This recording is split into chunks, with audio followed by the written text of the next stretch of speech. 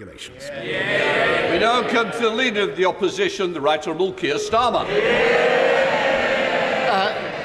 Thank you, Mr Speaker. And following your opening remarks, I just want to say to the members opposite, theirs is the party of Winston Churchill. Our party stood together as we defeated fascism in Europe. Now their leader stands in the House of Commons parroting the conspiracy theories of violent fascists to try and score cheap political points. He knows exactly what he is doing. It's time to restore some dignity. Mr Speaker, one of the most absurd claims made on behalf of Operation Save Big Dog is the Prime Minister and the Chancellor writing in the Sunday Times that they are the tax-cutting Conservatives. Why do these alleged tax cutters keep raising taxes on working people? Prime Minister. Mr Speaker, on his first point, I don't want to make heavy weather of this, but I am informed that in 2013, the Right Honourable Gentleman apologised and took full responsibility for what had happened on his watch. And I think, Mr Speaker, that was the right thing to do.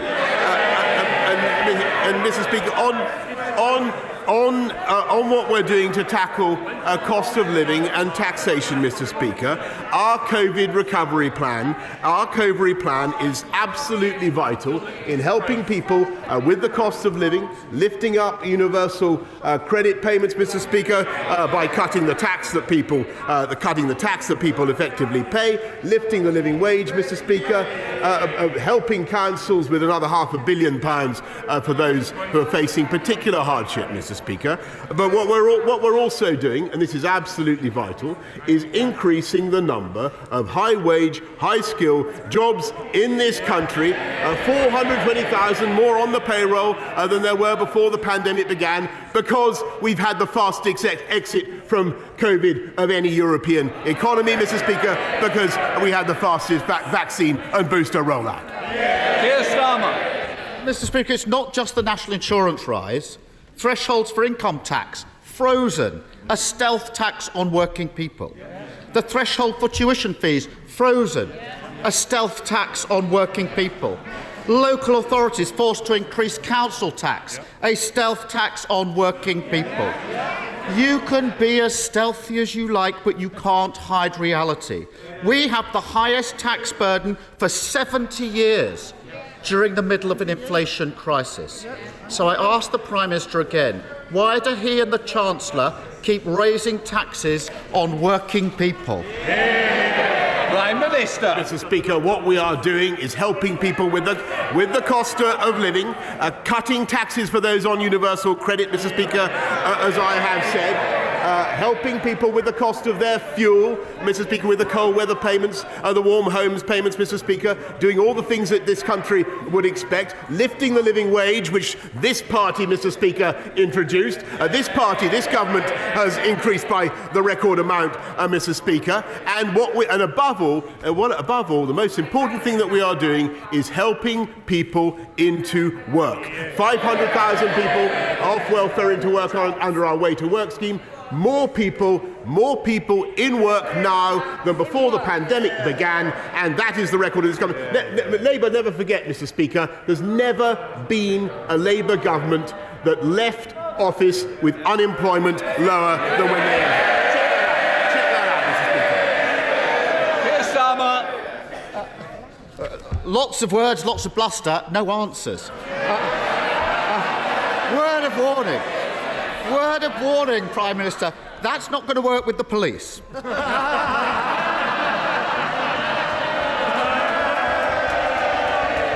I'll tell him why they're putting taxes up. Low growth. In the decade of Tory government before the pandemic, growth slumped. It was much, much weaker than under the last Labour government. If the Tories matched our record on growth, we would have £30 billion more to spend on public services without having to raise a single tax.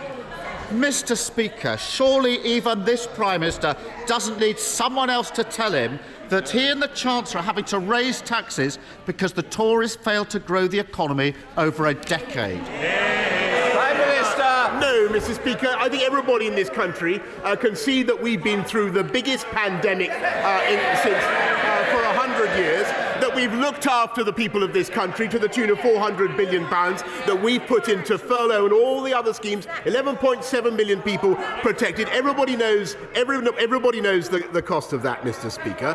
And at the same time, in spite of all the difficulties that we have faced, we have now got the fastest growth in the G7. Absolutely true. We've got youth unemployment.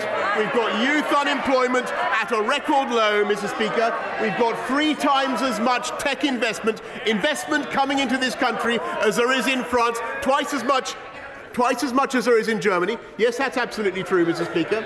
And never forget, if you want to know about Labour economics, never forget the last time they were in office, Mr. Speaker, when they were finally booted out, they left a note saying there's no money left. That's the way they run the country, Mr. Speaker. Keir Starmer. Mr. Speaker, the UK... Some people won't be getting more because they won't be here to hear it, so Keir Starmer. Mr. Speaker, the UK has suffered the worst economic crisis in the G7. The Prime Minister has more chance of persuading the public that he didn't hold any parties than he has of persuading them that the economy is booming. High taxes are not just the result of low growth. Under this government, we've seen a pandemic of waste and fraud. From the Prime Minister's yacht to government contracts for mates of ministers, they've treated taxpayers as an ATM machine for their mates and their lifestyles. Now we find, Mr. Speaker, they've written off £8.7 billion on PPA, and the Chancellor's writing off £4.3 billion in fraud. That's enough to cover the tax hike he's inflicting on working people. So why did this government block the National Crime Agency from investigating all the billions they lost to fraud? Prime Minister! Mr. Speaker, of course we despise fraud and those who steal from the taxpayer, and that's why we've already recovered £743 million in lost furlough money, Mr. Speaker, £2.2 billion that was stolen in bounce-back loans, and we will go on. But I have to tell you, Mr. Speaker, that I am proud of what this government and this country did in securing record quantities of PPE and record time, Mr. Speaker, in furloughing and looking after the entirety of British business and society in the way that we did, Mr. Speaker. And once again, Captain Hindsight comes to this House and attacks the government for doing exactly what he urged us to do 18 months ago. Mr. Speaker, it so happens that I found a letter. I've been rustling in my notes, Mr. Speaker, and I found a letter which I will place for your convenience in the House, in the library of the House, Mr. Speaker, from the Shadow Chancellor to my right honourable friend, the Secretary of State for Deluxe, suggesting that we could secure PPE supplies. This is on April the 22nd, 2020. Secure PPE supplies from from a theatrical costumier, and that we could get ventilators from a professional football agent, Mr. Speaker. No wonder under Labour, fraud was running at £21 billion per year, Mr. Speaker. I'm proud of what this government did to secure PPE, and I'm proud of the way we protected this country. Keir Starmer. Who wants to be the first to leave? Please put your hand up because I'm going to pick one of you. Keir Starmer. Mr. Speaker, the Prime Minister might want to sharpen how he answers questions under interview. He's going to need it in the next few weeks. Waste and low growth explain why we have high taxes, but they don't explain why it's always working people that are asked to pay more. Yesterday, he ordered his troops not to support a windfall tax on oil and gas companies. As a result, the country is missing out on over £1 billion we could have used to cut taxes on energy bills for working people. Today, he's ordering his troops to vote for tax cuts for banks. As a result, the country is missing out on another £1 billion we could have spent cutting taxes for working people.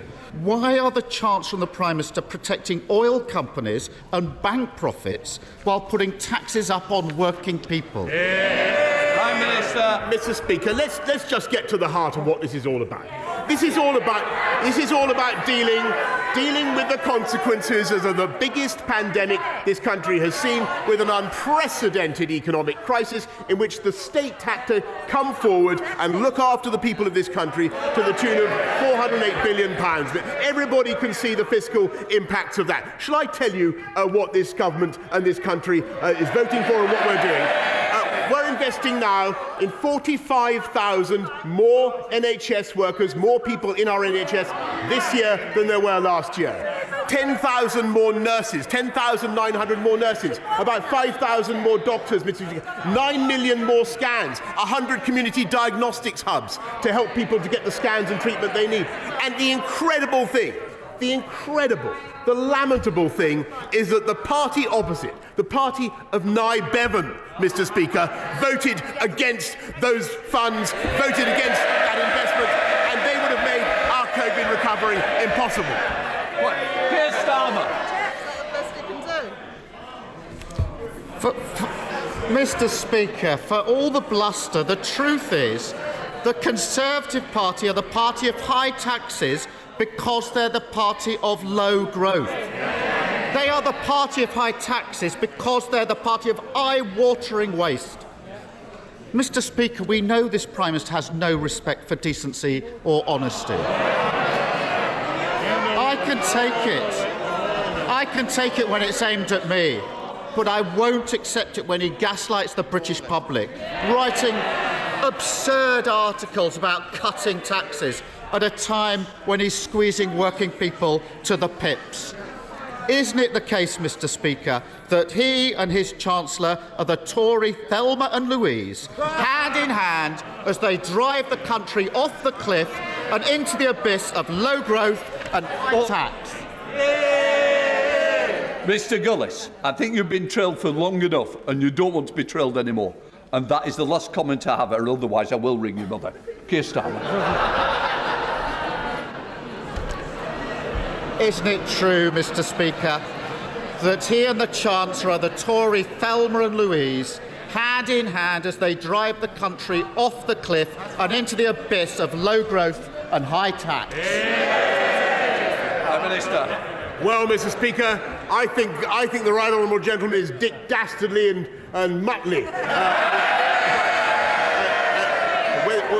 Both of them pulling in different directions.